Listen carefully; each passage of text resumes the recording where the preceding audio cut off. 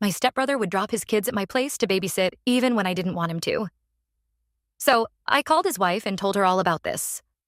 Now, my family is blaming me for their divorce. I never thought I'd be writing about family drama on Reddit. But here I am, a 34-year-old woman caught in the middle of an unexpected storm. To give you some context, my childhood was far from typical. My parents divorced when I was 11, and it wasn't one of those amicable splits you sometimes hear about. It was messy, filled with arguments and tension that I couldn't escape. After the divorce, I ended up bouncing between 2 homes with shared custody. It wasn't easy adjusting to this new reality. One week, I'd be at my mom's small apartment, the next at my dad's house that suddenly felt too big and empty. I learned to pack my life into a suitcase, never feeling fully settled anywhere. Despite the challenges, I managed to adapt. I threw myself into my studies and extracurricular activities, finding solace in books and art. It was during this time that I discovered my passion for graphic design, spending hours sketching and playing around with my mom's old computer. When I was 18, just as I was preparing to leave for college, my dad started dating again. He met Linda, my now stepmom, at a local art gallery. I remember him coming home that day, more animated than I'd seen him in years, talking about this amazing woman he'd met who shared his love for impressionist paintings. I was happy for him, truly. The divorce had been hard on him, and it was good to see him excited about something again. But I was also apprehensive. I was about to start a new chapter in my life, and here was my dad, potentially starting one too. Linda seemed nice enough when I met her. She was warm and tried to engage with me, asking about my college plans and my interests. But I was already mentally checking out, focused on the upcoming move to my dorm and the start of my new life. It was during one of these early meetings with Linda that I first encountered Mark, her son. He was 21 at the time, home from college for the summer. Our introduction was brief and awkward. We shook hands, exchanged pleasantries, and that was about it. There was no instant connection, no sense of newfound siblinghood. He was just a stranger, connected to me by circumstance rather than choice. Growing up as an only child, I never really understood sibling dynamics. When Linda and Mark entered our lives, I was already an adult, so we never developed that typical brother-sister bond. Mark was more like a distant relative I'd see at family gatherings than a sibling. After college, I moved into my own place and started my career. I work from home as a graphic designer, which gives me the flexibility I love. My apartment became my sanctuary, a place where I could control my environment and focus on my work without interruptions. I've always been independent and enjoyed my solitude. Kids were never really part of my plan. I'm not comfortable around them and never saw myself as the maternal type. Mark got married about 9 years ago to Sarah.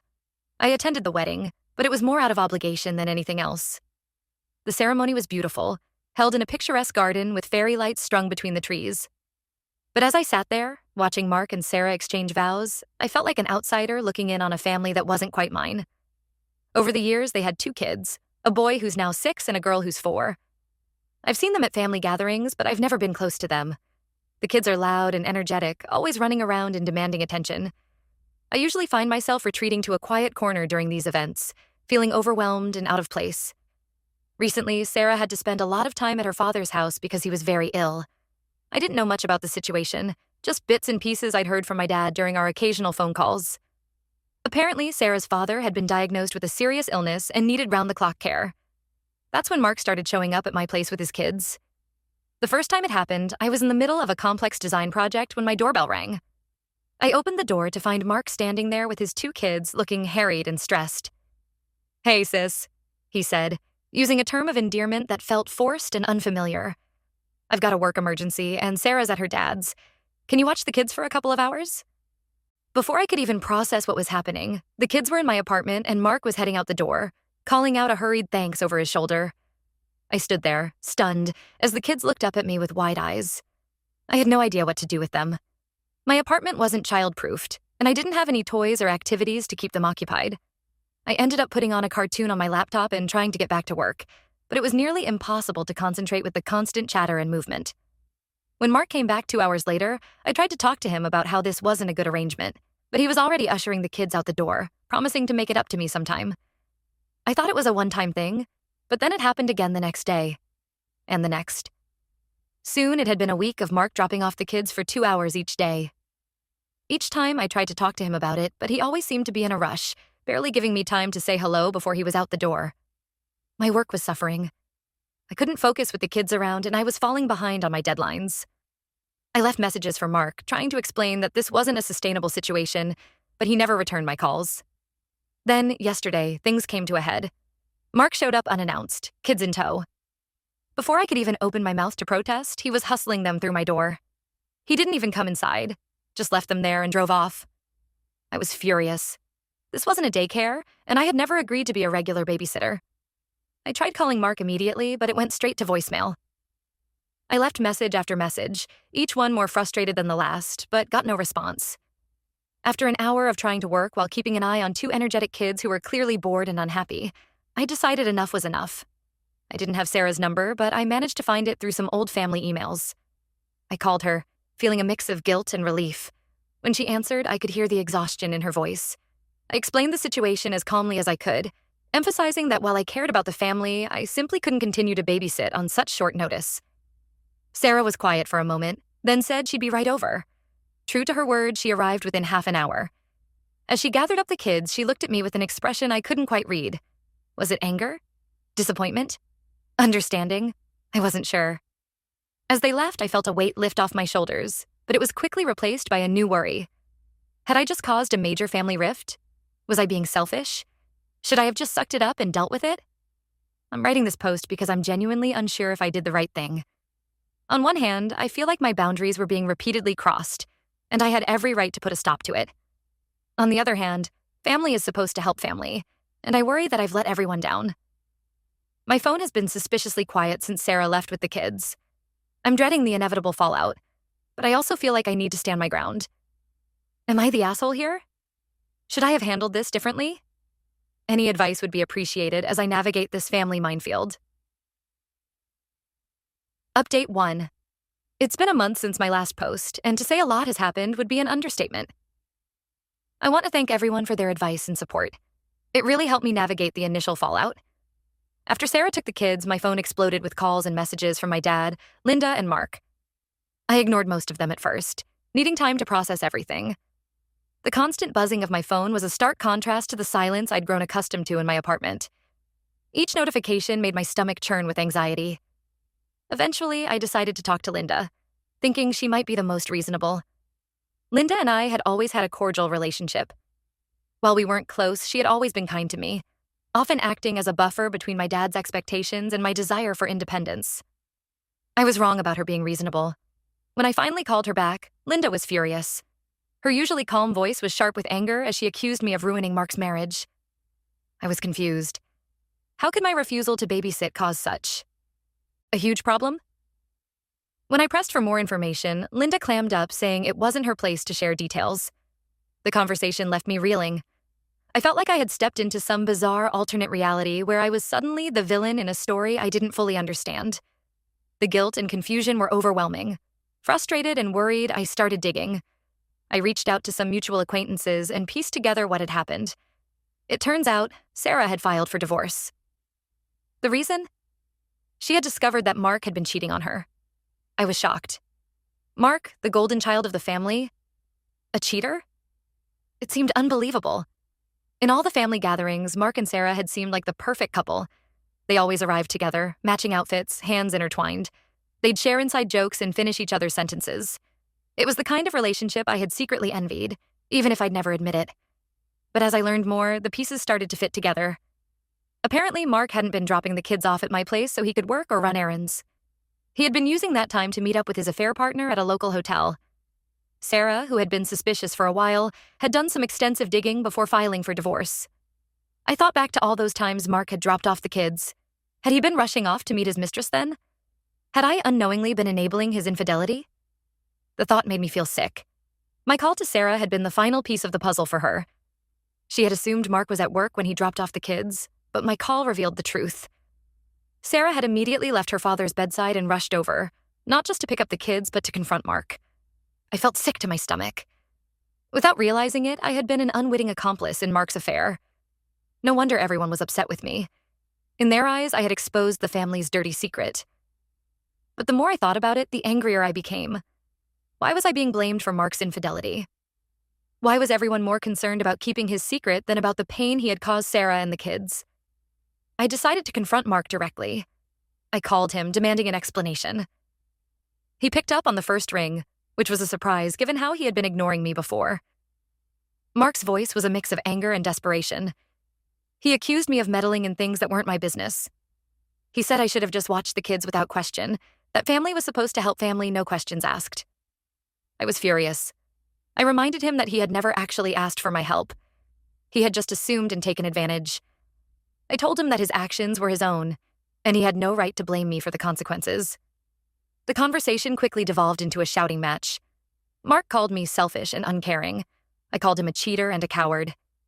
We both said things we probably shouldn't have, dredging up old resentments and grievances. By the time I hung up, I was shaking with anger and frustration. I felt like I had been unfairly cast as the villain in a story where I was, at worst, a bit player. The family seemed to be fracturing along clear lines. Linda was firmly on Mark's side. My dad was trying to play peacemaker, and failing, and I was left feeling isolated and angry. As I write this update, I'm still processing everything that's happened. I stand by my decision to set boundaries, but I never imagined it would lead to this. I'm left wondering how I can move forward with my family after all of this. Should I try to make amends or stand my ground?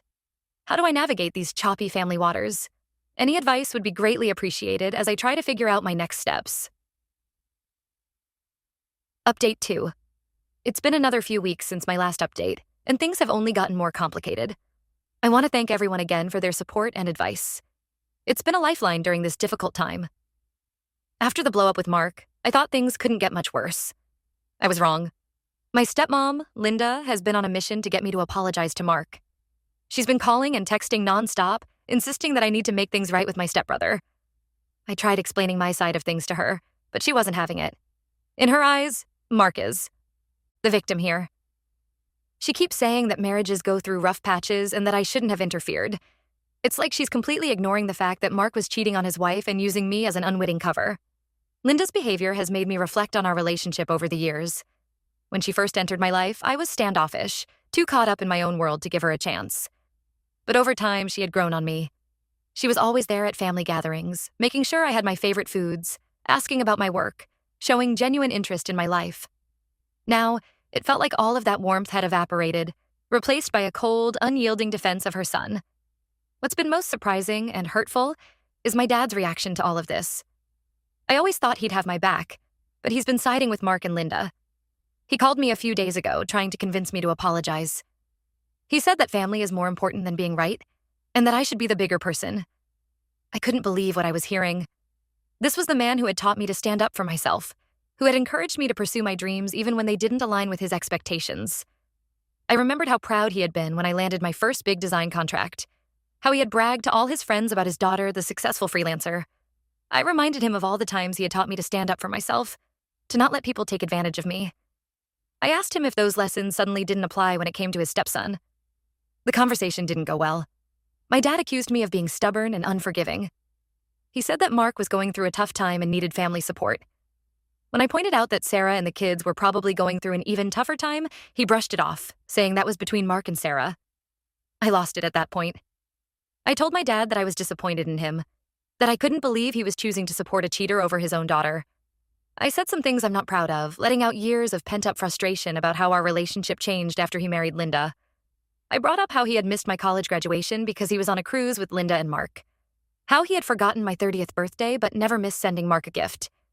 How he always seemed to have time to attend Mark's kids' school events but couldn't make it to my art shows. The call ended with me telling my dad that I needed some space. I said I wouldn't be in contact for a while, that I needed time to think about whether I wanted to be part of a family that valued keeping up appearances over doing what's right. It's been radio silent since then. No calls, no texts, no emails. Part of me is relieved to have some peace, but another part is hurt and angry that no one has reached out to see how I'm doing. I've been thinking a lot about family and what it means. Is it really family if they only support you when you're doing what they want? Am I wrong for wanting to stand by my principles? I find myself looking at old family photos, trying to pinpoint when things changed. There's one from my high school graduation. My dad's arm around me, both of us beaming at the camera. Another from the day I moved into my first apartment. Dad helping me carry boxes, looking proud and a little sad. Then the photos start to change. More of Mark and his family, fewer of me. Was I the one who pulled away? Or was I pushed? As I write this, I'm still unsure about what the future holds for my relationship with my family. I know I don't want to apologize for something that wasn't my fault, but I also don't want to lose my family completely. The silence in my apartment, once a comfort, now feels oppressive. I catch myself reaching for the phone, wanting to call my dad or even Linda, but I stop myself. I'm not ready to give in, not ready to pretend everything is okay when it's so clearly not. I'm left wondering how to move forward. Do I reach out and try to mend fences? Do I stand firm and wait for them to come around? Or do I accept that sometimes family isn't defined by blood or marriage, but by the people who truly support and understand you? Any thoughts or advice would be greatly appreciated as I navigate this new, uncertain territory.